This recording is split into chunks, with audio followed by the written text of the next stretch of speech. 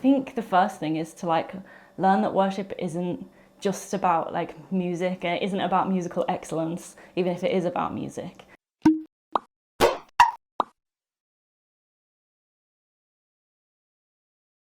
You can bring worship into a small group gathering with no instruments whatsoever, with no one who even wants to sing, but to just start with words of worship. You could use the Psalms, you could use some words of worship. There are some in Revelation that talk about how worthy God is of our praise.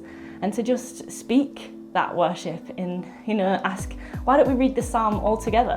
And that's something that the church has done traditionally for a really long time, but sometimes we think, oh, young people don't want to do stuff like that. But actually, it's a really exciting opportunity to say God's words or speak words about God together. And that's a really good starting point for kind of a sense of corporate worship in that space. And then if and when you feel confident, you could find online videos. There are so many out there of resources that other people have already made and already exist. Just search any song on YouTube and I'm sure you'll find it really quickly. And just play it. And maybe the first few times, don't even ask anyone to sing along. Just listen, just bask in that presence and in that opportunity. And then maybe there's another opportunity where you might want to try and sing along, and another opportunity where you can grow in something else and try, singing without the music in the background, or taking the words out of the song and just singing to kind of a backing track. So there's lots of ways that we can worship, even without any musicians.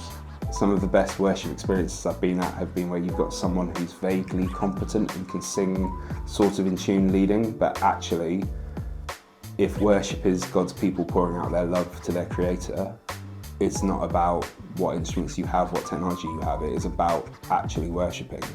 So whatever needs to happen to make that happen. So in some cases that might be worshipping to YouTube and having words up on the screen. It might be asking people from neighbouring churches or building better partnerships to have people come in.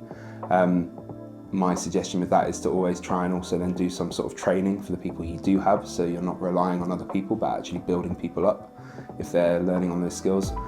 But ultimately, it just needs to be worship. It doesn't need to sort of fit within a certain sound or style if it's going to authentically bring people to meeting with Jesus.